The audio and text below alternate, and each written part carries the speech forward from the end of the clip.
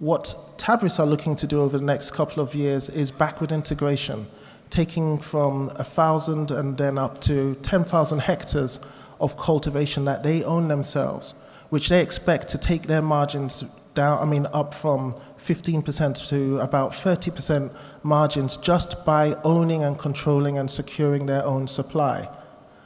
Then, when we have conversations about with the CEO about what does that mean in terms of the opportunity that they see in that space, they see themselves being able to match the capacity of our three largest processors, the country's three largest processors in the next 2 to 3 years. So companies like Presco that you have heard very much about will most likely be seeing in the next 2 to 3 to 4 years much more competition from players who are very much below the radar today. We also decided to look at food and beverages. Very interesting sector just because of the level of consumption that we have here in Nigeria. Just Foods is a very interesting company in this space. They are operating at the high end of the market. Ice creams, ice cream cones and syrups. And you'd wonder, okay, so why are we talking about this? We find them interesting when you look at their client base. Some of the biggest names, both in food and bev and also in terms of hospitality across the country. Now, while they were not too eager to share revenue, they were happy to give us an idea of the spread and the reach that they have within the hospitality business in Nigeria alone. I think the slide speaks for itself. They've also opened up operations in Cameroon, Ghana, Senegal, and Ivory Coast. They're looking at regional expansion. They are not slowing down their investments. They believe that the opportunity is here, is now, and that consumption is not going to stop. The few numbers that we were able to get in terms of production, 10% of their revenue comes from the local manufacture of ice cream cones. They're looking at a 200% expansion in that manufacture over the next 2 years. And they're also looking at bringing in the manufacture of certain other items, such as sauces. On the other end of the scale, still in food and beverage, we look at a company like Red Oak Foods.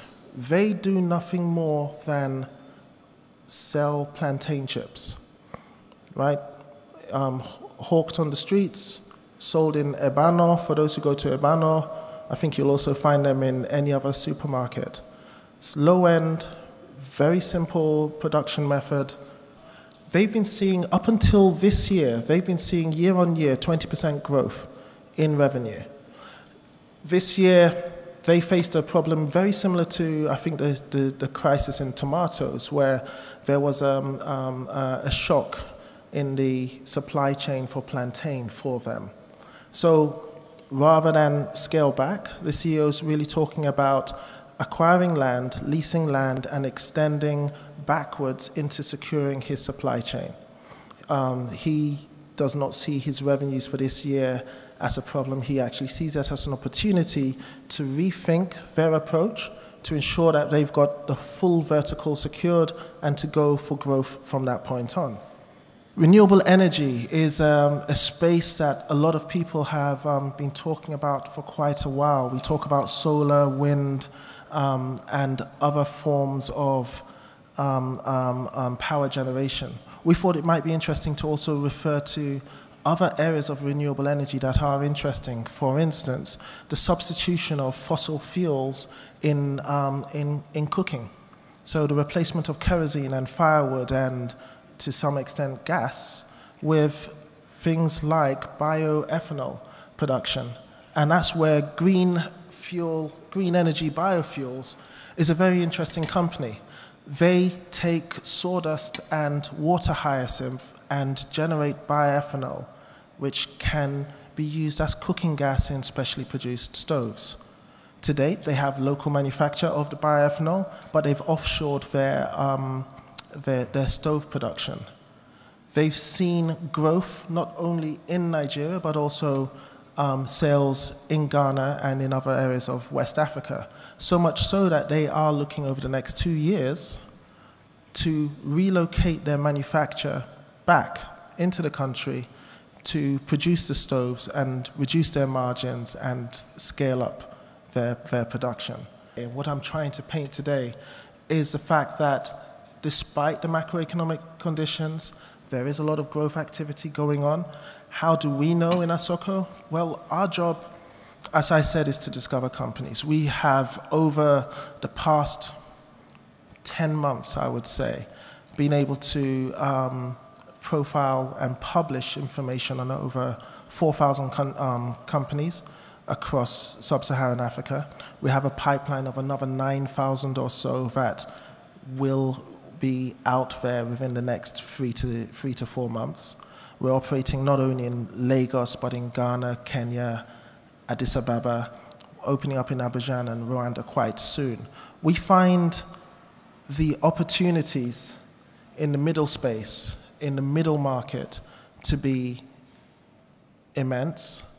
We are hoping that this is an area, when it comes to looking at diversification beyond the large ticket oil and gas driven opportunities, we believe that these are opportunities that those of you in the room should be looking at and looking at quite seriously. We're going to do our best to also help. We believe that as we scale up this database, there will be opportunities for you to achieve even more with that data. We're looking at ways in which we'll be able to make it possible for you not to only discover companies, but also compare companies, both by financials and production and whatever other KPIs you have. We think it's important for us to begin to start charting the value chains that exist in every single sector, and that's something that we are looking to do to help.